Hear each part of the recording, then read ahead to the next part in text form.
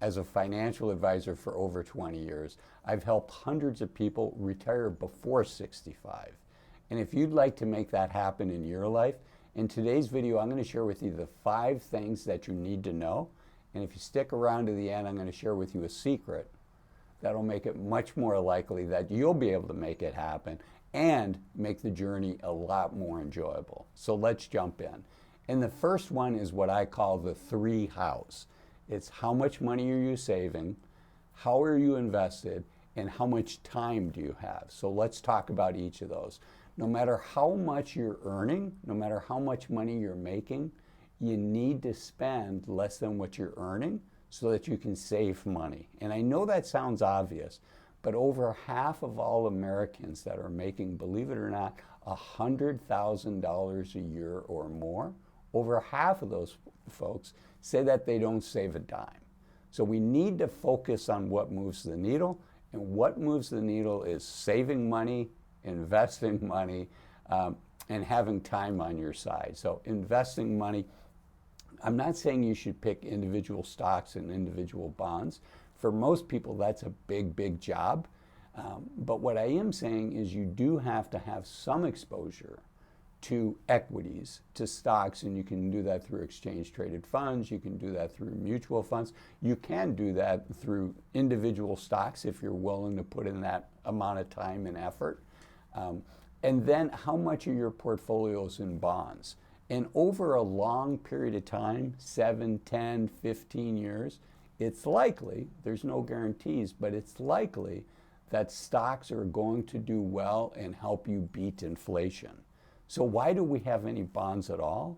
We have bonds in our portfolio, preferably high quality, short duration bonds, bonds that are maturing in 2, 3, 4 years. We have those to buffer out the volatility in the market and to give us a smoother ride. So it's how much we're saving, it's how we're investing.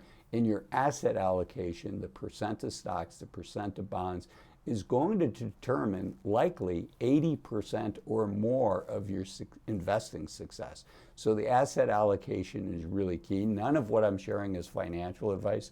I do encourage you to work with an investment professional, preferably a financial advisor that's a fiduciary to you 100% of the time to help you with this.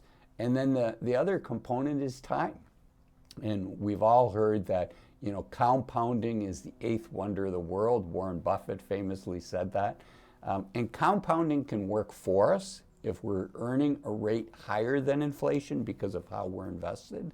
But unfortunately, compounding can also work against us if we don't have the right asset allocation and we're not beating inflation over time.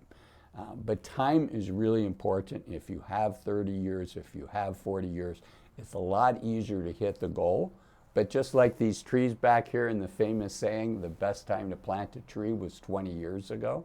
The second best time is today. It's the same thing with investing. If you have 10 years, 15, 20 years, if you only have 5 years, you have the time that you have, and the best time to start is right now. Okay, so that's the first one.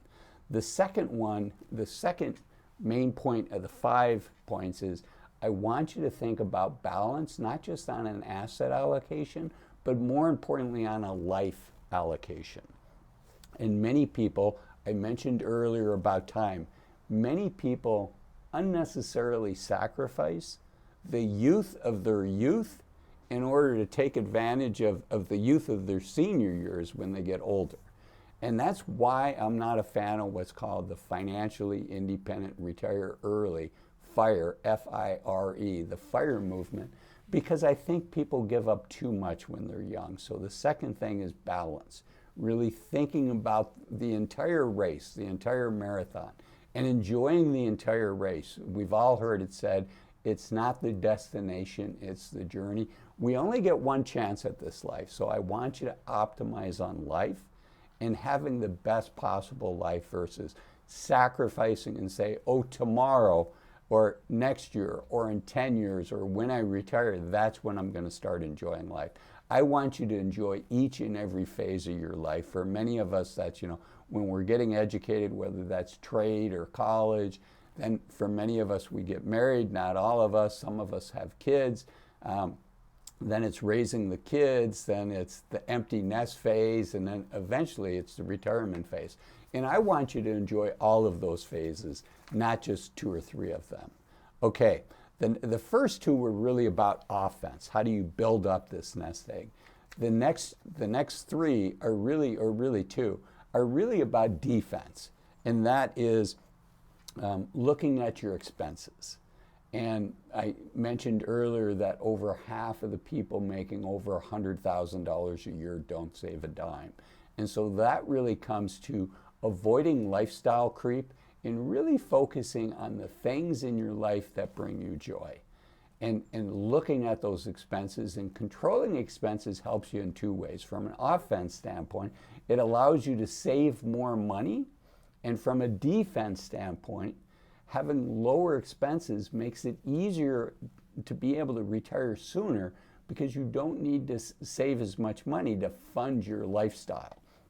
And I'm not saying to sacrifice unnecessarily, but what I am saying is look at the things that bring you joy and focus on those. At least here in the United States, too much of our culture is based on comparing. Many of us would be happier just in our own bubble, knowing what we're spending and what is bringing us joy versus comparing.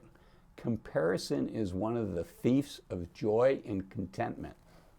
And who cares what our neighbors are doing? Who cares if our neighbors bought a new car or they're moving to a new neighborhood and buying a bigger house? What's important is what we value and what we need. And so keeping our expenses under control, keeping our expenses focused on what brings us joy. And it's hard to do, but if we can, I call this the 50-30-20 rule.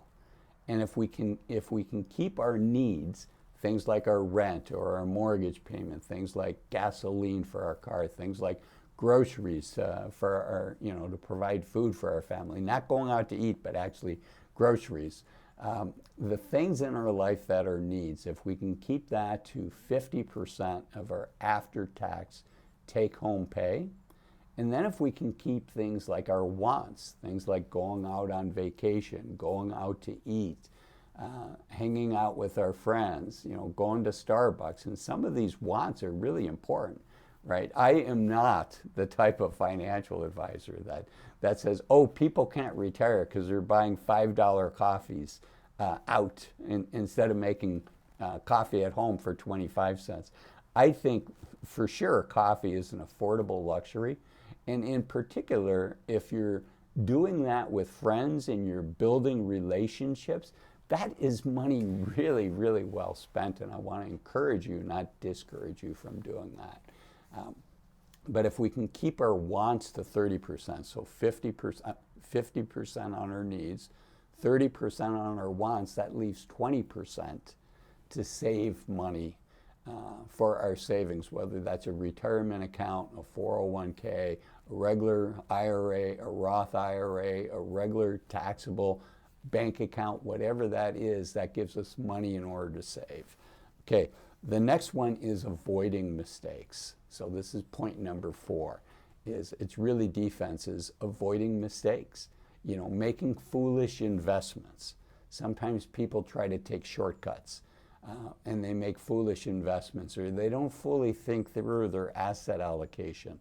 And they're like, well, the stock market does well, so over time, I'm going to be 100% in the stock market, 100% of the time. Well, that sounds good when the stock market's going up, but the stock market can and has in the past dropped 30, 40, 50, even almost 60%. During the great financial crisis, from the top to the bottom for the S&P 500, it was down almost 60%. So if you've saved $500,000, that's a $300,000 loss. And the angst that causes, the sleepless nights that causes. So the mistakes, avoiding mistakes is critically important. And another mistake that people don't think about is being too conservative can be a mistake, right? That warm feeling in the middle of the herd and that warm feeling when you get your bank account statement from an FDIC insured savings account. And if the market's down and your account's not down at all, that feels great. But conversely, when the market's doing well and when inflation starts eating away at the value of those investments. So we have to balance that. We don't want to be too aggressive. We don't want to be too conservative. We want to find the right asset allocation that lets us stay the course. Okay, so that was number 4. That was kind of a defense. So we had 2 for offense, which was the 3 hows. And then the second one was balancing our life. We've had the 2 defenses, which is the defense is our expenses and then avoiding mistakes. And now we need to avoid getting kicked out of the game. Number 5, and be sure to stay to the end, because remember, the last one I'm going to share with you is kind of the secret that makes all of this a lot easier and increases your likelihood to succeed. But number 5 is avoid getting kicked out of the game by bad decisions, by bad investments, and just by not thinking through risk in your portfolio. So what are bad investments? Maybe you're out golfing or you're out riding your bike with a friend and they tell you about this startup company that's doing really, really well, and you invest in it and it doesn't do so well. I've seen that derail people. They've worked so hard for their money, and then they think, boy, this could be 100 times return. I could get there quickly, or more commonly right now with cyber currencies. That can be a very risky investment and has proven to be a very volatile investment. So just be careful. Can you do some of what I call speculation? Yeah, of course you can, but keep it to a minimum. I think for most people, having 1% to 5% of our money invested in things that seem like fun, that we're bullish on and we're optimistic about, I think that's fine. But when you get to the point where it's 20, 30, 40% of your portfolio, now you've put yourself in a situation that if it goes the wrong way, you can be hurt. Okay, other mistakes that people make. The reality is we have risk in our lives, and that's why insurance exists. I'm not licensed to sell insurance. I don't want to be licensed to sell insurance, but risks do exist, and we should think about those and think about how could we use insurance to offset those risks. So we have life insurance, right? Any of us can die. None of us have a crystal ball. We don't know how long we're going to live. We have life insurance. Obviously, we have health insurance that we need in case we get a heart attack or get a cancer diagnosis, things like that. And then disability insurance. So work with a professional to see what your insurance needs are so you don't get kicked out. And another mistake is not taking care of our health. Health is much more important than our wealth. And so we have to invest the time and invest the effort and the money to keep ourselves healthy, both physically as well as mentally.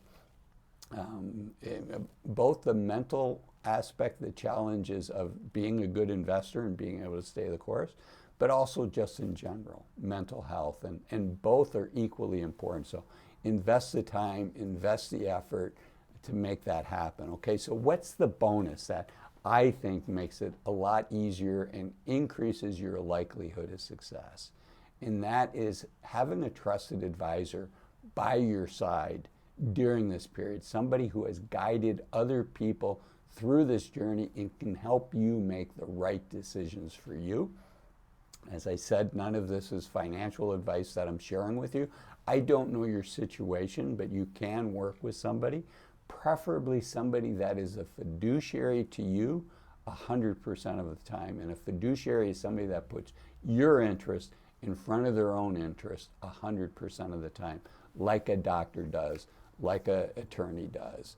And finally, the big thing is, after you've done all this work, I want you to don't forget to reach out and grab that brass ring, which is what you've worked hard for, and to take the prize. So when you're ready to retire, be ready to retire, both financially and emotionally and from a purpose standpoint.